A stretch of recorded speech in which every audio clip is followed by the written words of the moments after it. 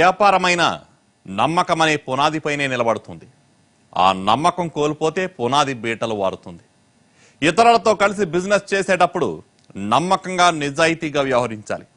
ఏమాత్రం తేడా వచ్చినా అపార్థాలు అనుమానాలు మొదలవుతాయి. ఒక్కోసారి అవి నేరాలు చేసేలా ప్రేరేపిస్తాయి. ఓ కన్సల్టెన్సీ బిజినెస్ కొందరి జీవితాల్ని ఎలాంటి మలుపులు తిప్పిందన్నదే ఇవాల్టి ఎపిసోడ్. ఓ చెడ్డ పని చేయాలంటే 100 సార్లు ఆలోచించాలి. అదే మంచి పని చేయాలంటే ఆలోచించాల్సిన అవసరం లేదు, చేసేయడమే. ఇదే ఫార్ములాను నమ్మాడు ఆ కుర్రాడు. దాని ఫలితం ఏంటి? అది ఎంతవరకు వర్కౌట్ అయ్యింది?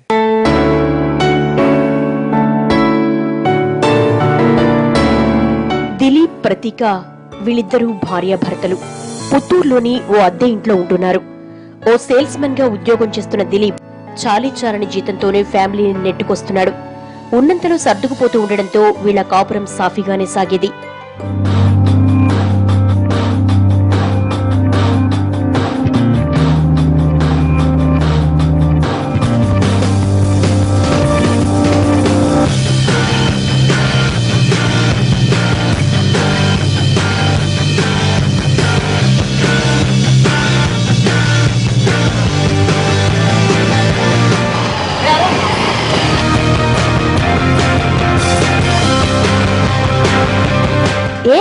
నువ్వు దిలీప్, అరుణ్ తిరుపతి ఎస్వి యూనివర్సిటీలో కలిసి చదువుకున్నారు. డిగ్రీ అయిపోయాక అరుణ్ ఉద్యోగం కోసం హైదరాబాద్ వెళ్లిపోయాడు. ఈ మధ్య మళ్లీ తిరుపతి వచ్చేసి నువ్వెన్నైనా చెప్పరా, నీ పని చాలా హ్యాపీ. సొంత ఊర్లో పని చేసుకుంటూ హ్యాపీగా ఉన్నావు. నేను చూడు, ప్రస్తుతం ఏ పని లేక ఖాళీగా రోడ్లపై తిరుగుతున్నాను. అంత లేదురా, మ్యారేజ్ అయ్యాక ఖర్చులు పెరిగాయి, వచ్చే జీతం చాలట్లేదు.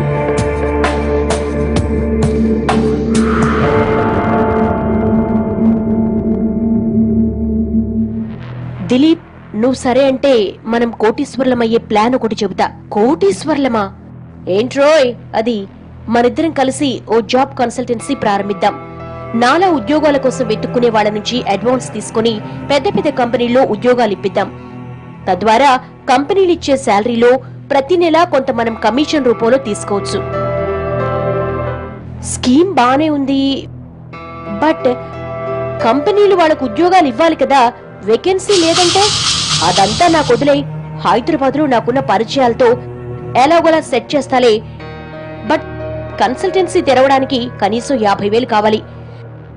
నువ్వు ఆ మనీ సమకూర్చావంటే నెలకు ఈజీగా చెరో 1,00,000 సంపాదించొచ్చు. అరుణ్ ప్లాన్ దిలీప్ కి నచ్చింది. నెలకు 1,00,000 రూపాయలు వస్తాయన్న ఆశతో కన్సల్టెన్సీ తెరిచేందుకు ఒప్పుకున్నాడు. కట్నం కింద వచ్చిన డబ్బును పెట్టుబడిగా పెడతానన్నాడు.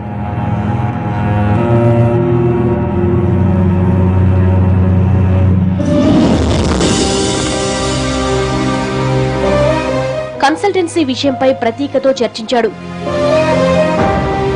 డబ్బులతో పని అనేటప్పటికీ ప్రతీక వద్దంది. ఈ పార్ట్నర్షిప్లు అవి కలిసి రావని, పెట్టుబడి డబ్బులు కూడా వెనక్కు రావని సందేహించింది.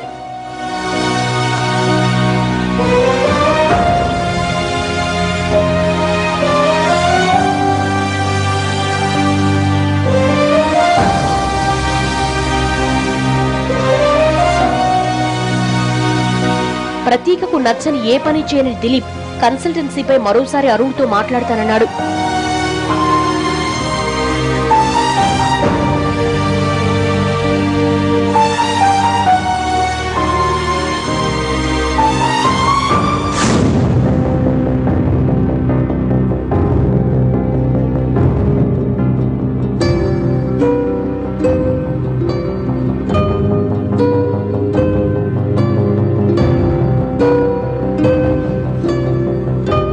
అరుణ్ కలిసిన దిలీప్ ప్రతీకకు ఇష్టం లేదని చెప్పాడు. ప్రతీక ఒప్పుకునేలా తాను మాట్లాడతానన్న అరుణ్ ఎలాంటి సందేహాలు వద్దని ధైర్యం చెప్పాడు.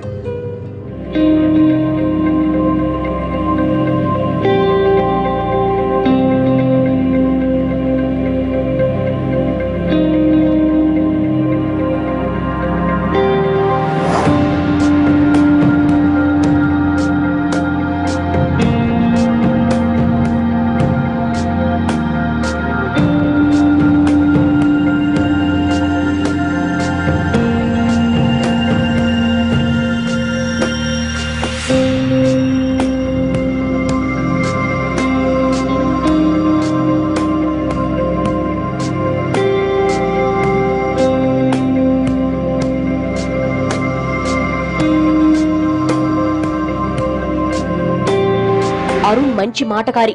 ప్రతీకలో ఉన్న సందేహాలని తీర్చేశాడు. కన్సల్టెన్సీ బిజినెస్ చేసేందుకు ఒప్పించాడు.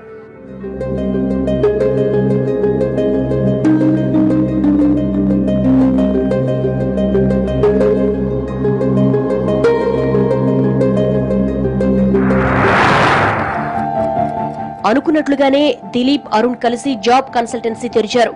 టాటా, ఇన్ఫోసిస్, రిలయన్స్ లాంటి మల్టీనేషనల్ కంపెనీల్లో ఉద్యోగాలు ఇప్పిస్తామని నిరుద్యోగుల నుంచి కమిషన్ తీసుకున్నారు. జాబ్ లెవెల్ ని బట్టి 50,000 నుంచి ₹1,00,000 దాకా కమిషన్ వసూలు చేసేవాళ్ళు.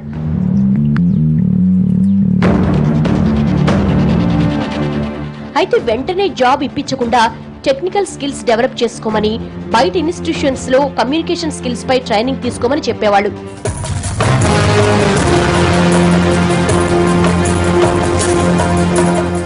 ట్రైనింగ్ తర్వాత గ్యారంటీగా జాబ్ ఇస్తామని హామీ ఇచ్చేవాళ్ళు. తనకు తెలిసిన కొంతమంది నిరుద్యోగుల్ని కూడా అరుణ్ కు పరిచయం చేశాడు దిలీప్.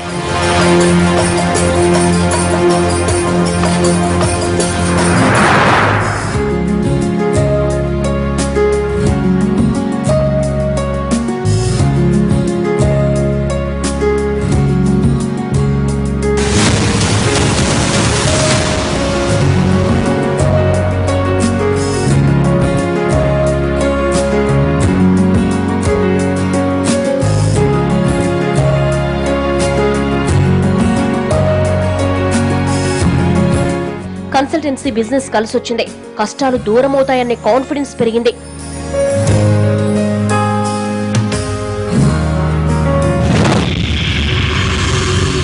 ఆరు నెలల తర్వాత అరుణ్ షాక్ అయ్యాడు.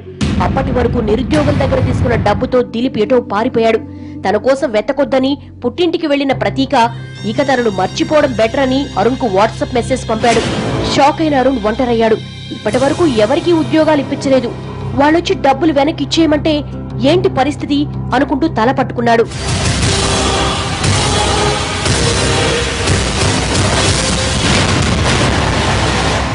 నమ్మకం నయవంచన అయ్యింది.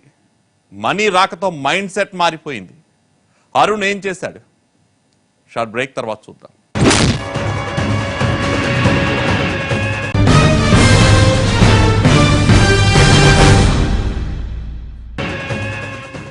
దిలీప్ పారిపోవడంతో ఉద్యోగాలు ఇప్పించే బాధ్యత అరుణ్పై పడింది. మరి అరుణ్ ఏం చేశాడు? భర్త చేసిన మోసాన్ని తెలుసుకుని ప్రతీక ఎలా రియాక్ట్ అయ్యింది?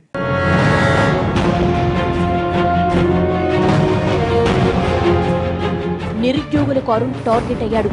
ఉద్యోగం ఇప్పించలేకపోతే వెంటనే డబ్బు వెనక్కివ్వాలని డిమాండ్లు మొదలయ్యాయి.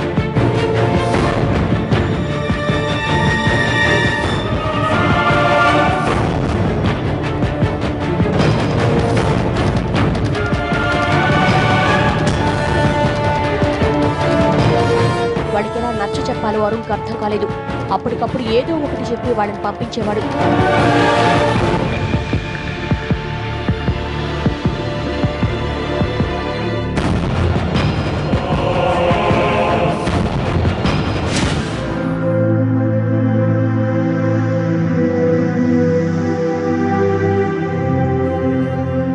చేసిన పనికి ప్రతీక తలదించుకోవాల్సి వచ్చింది. తనకు కలుగుతున్న అవమానాల్ని అరుణ్ ప్రతీకకు చెప్పుకునేవాడు.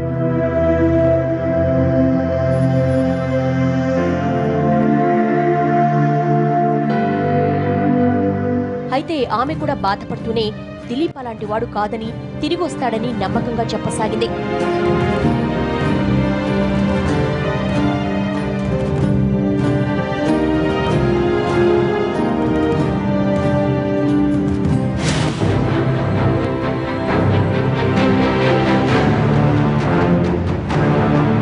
నిరుద్యోగులు ఎన్నాళ్ళని కళ్లబొల్లి కబుర్లు వింటారు.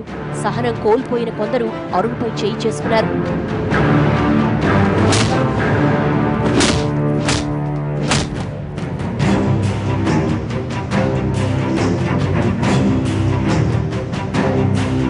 అరుణ్ క్రైమ్ బ్రాంచ్ పోలీసులకు అప్పగించారు.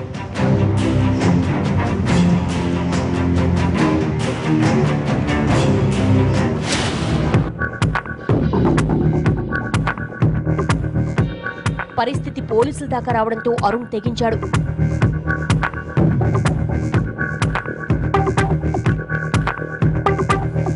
తన తన దగ్గర రూపాయి కూడా లేదని, అసలు తనకు సంబంధమే లేదని వాదించాడు.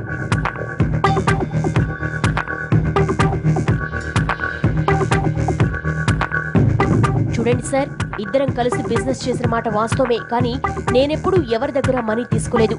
దిలీపే తీసుకున్నాడు. పైగా కంపెనీ రిజిస్ట్రేషన్ కూడా వాడి పేరు మీదే ఉంది. పెట్టుబడి పెట్టింది వాడే కావడంతో నాకు ఎలాంటి హక్కులు లేవు. డబ్బు పట్టుకుపోయింది వాడే కాబట్టి వాడిని అరెస్ట్ చేసి మనీ రికవరీ చేయండి అంటూ దిలీప్ పై కేసు పెట్టాడు అరుణ్.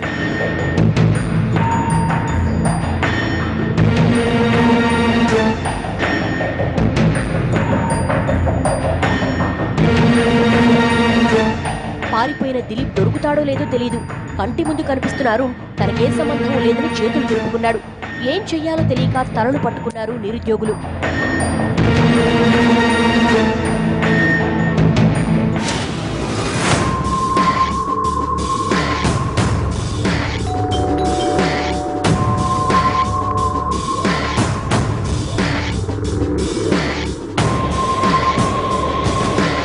దిలీప్ వంకతో మాటిమాటికి ఆ ఇంటికి వెళుతూ ప్రతీకకు దగ్గరయ్యేందుకు యత్నించేవాడు అరుణ్.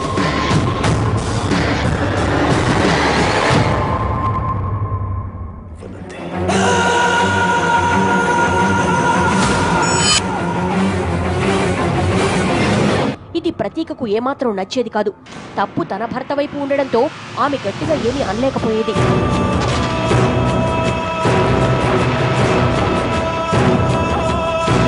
అలాగని అరుణ్ హద్దులు దాటనిచ్చేది కాదు.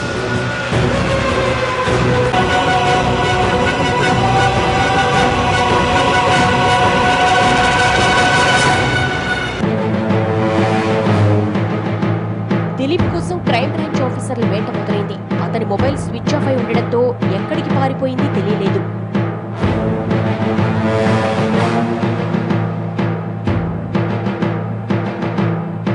దాదాపు నెలపాటు ఎంక్వైరీ చేసినా దిలీప్ను కనిపెట్టలేకపోయారు ఆఫీసర్లు.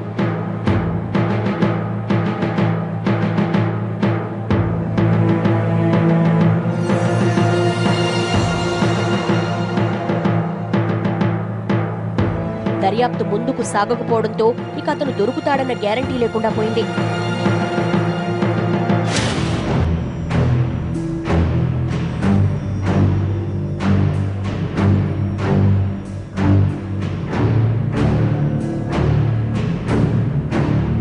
దిలీప్ వెళ్లిపోయి 2 నెలలు గడుస్తున్నా అరుణ్ తీరు మారలేదు. పదే పదే ప్రతీక ఇంటికి వెళ్లేవాడు.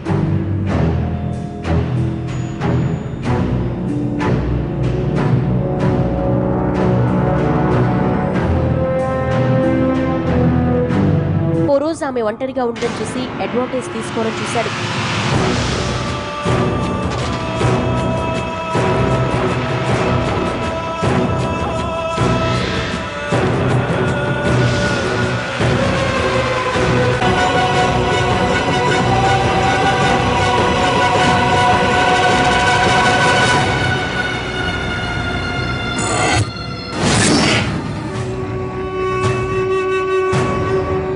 చూడండి, దిలీప్ గురించి మీరెన్ని చెప్పినా నేను నమ్మను. తను చాలా మంచివాడు. ఎప్పటికైనా తిరిగి వస్తాడు. మీ మనసులో వేరే ఆలోచనలు ఏమైనా ఉంటే వెంటనే వాటిని తొలగించుకోండి.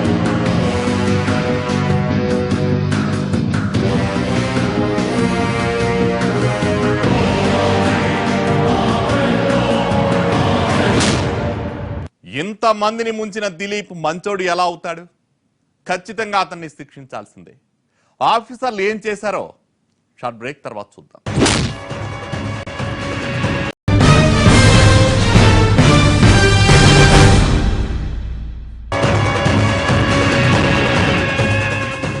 డబ్బుపై ఆశ ఎలాంటి వాళ్ళనైనా మార్చేయగలదు. డబ్బు లేనప్పుడు దిలీప్ జేబులు తడుముకునేవాడు. ₹1 కోటి రాగానే కనిపించకుండా పోయాడు. మరి ఆఫీసర్లు ఏం చేశారు? కేసును అటకెక్కించారా లేక దిలీప్ను పట్టుకున్నారా? సార్ సార్, ఆ దిలీప్ మొబైల్ స్విచ్ ఆన్ అయింది సార్. ఏ దిలీపు? అదే సార్, జాబ్ కన్సల్టెన్సీ పేరుతో మనీ కలెక్ట్ చేసి పారిపోయాడే ఆ దిలీప్. వాడు మొబైల్ ఆన్ చేశాడా? దొరికాడు. ఇన్ని రోజులు స్విచ్ ఆఫ్ చేసి తప్పించుకు తిరుగుతున్నాడు. సార్, వాడు వేరే సిమ్ వేసుకున్నాడు. ఆ నెంబర్కి కాల్ చేయమంటారా? వద్దు, మళ్ళీ స్విచ్ ఆఫ్ చేసేసే ప్రమాదం ఉంది. ఆ నెంబర్ను ట్రేస్ చేయమని మన టెక్నికల్ అనలిస్ట్ శేఖర్కు చెబుతాను.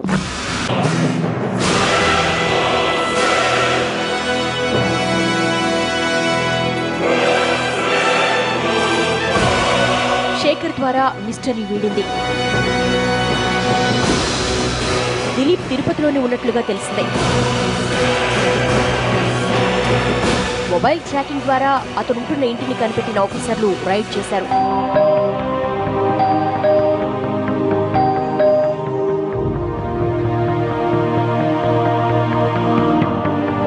రేయ్, దిలీప్ ఎక్కడ్రా? దిలీపా? ఆడెవడు సార్? నా పేరు నవీన్. రే, నాటకాలడకు. దిలీప్ ఎక్కడా? నిజం సార్, అలాంటి పేరుతో ఇక్కడెవరూ లేరు. మరైతే అతని మొబైల్ నీ దగ్గర ఎందుకుంది? ఆఫీసర్లు అతన్ని కొడుతున్నప్పుడు అరుణ్ క్యాజువల్ గా ఇంటికొచ్చాడు. సార్, అంతా వాడే చేశాడు. నాకేం సంబంధం లేదు. ప్లాన్ మొత్తం వాడిదే సార్. ప్లానా? రేయ్, చెప్పరా, ఏం జరిగిందో? దిలీప్ ఎక్కడ్రా? ఇక నాటకాలాడి లాభం లేదనుకున్న అరుణ్ అసలు విషయం బయట పెట్టాడు.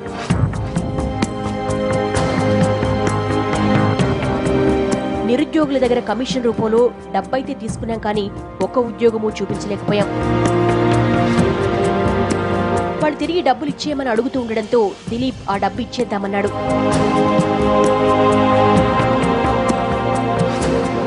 అందుకు నేను వెంటనే ఒప్పుకోలేదు.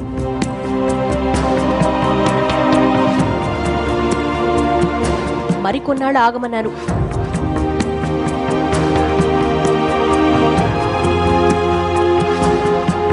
డబ్బు రిటర్న్స్ ఇవ్వడం నాకు ఇష్టం లేదు.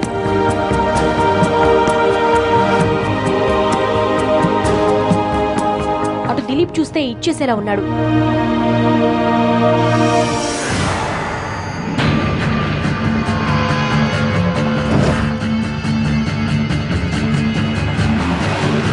అందుకే నవీన్తో కలిసి ఓ ప్లాన్ వేశాను.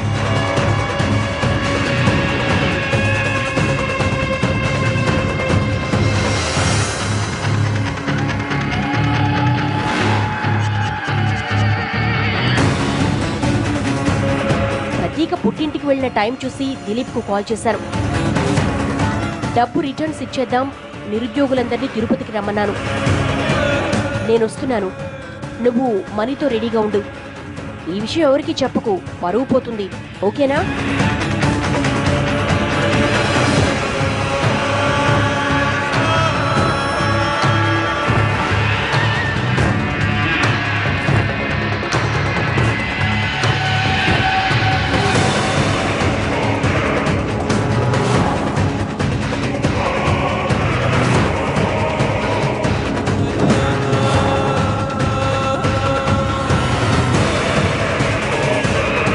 మనీ బ్యాగ్తో తను నా కారు ఎక్కాడు. పుత్తూరు నుంచి తిరుపతి వెళ్ళాం.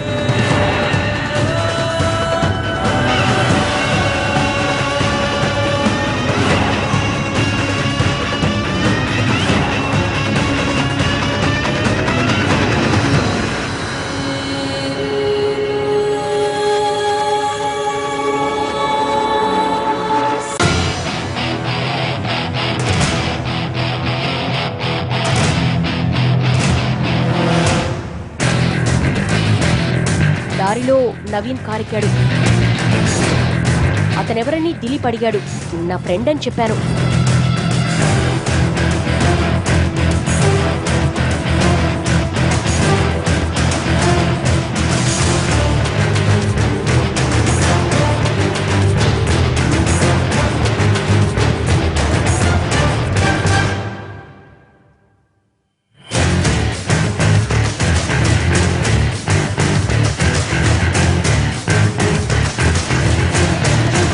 కారును వేగంగా తిరుపతి నుంచి అవుట్స్కట్స్ కి తీసుకువెళ్లాం.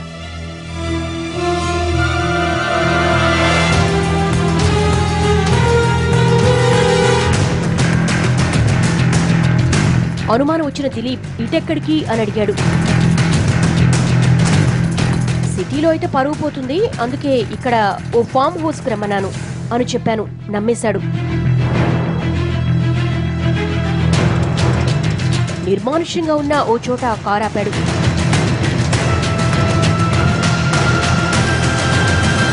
ముగ్గురం కారు దిగాం.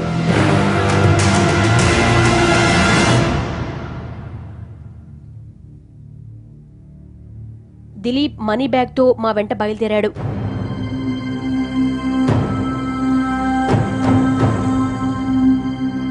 ఓ బండరాయితో దిలీప్ తలపై కొట్టాను.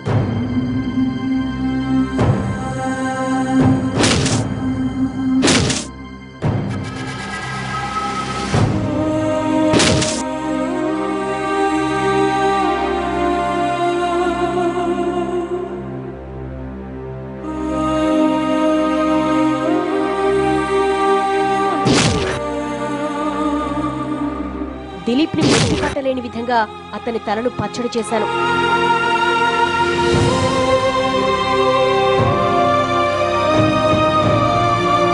డబ్బు తీసుకుని అక్కడి నుంచి బయలుదేరాం.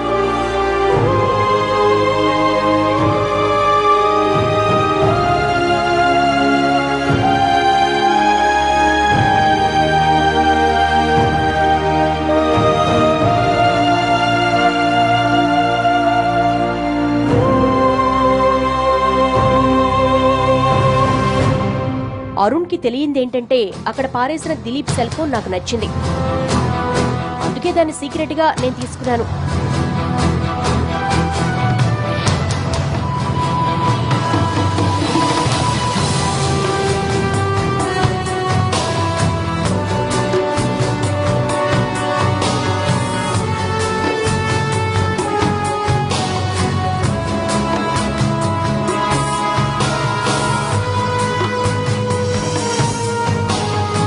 నిజానిజాలు తెలియడంతో అరుణ్ అతనికి సహకరించిన నవీన్ ను అరెస్టు చేశారు పోలీసులు.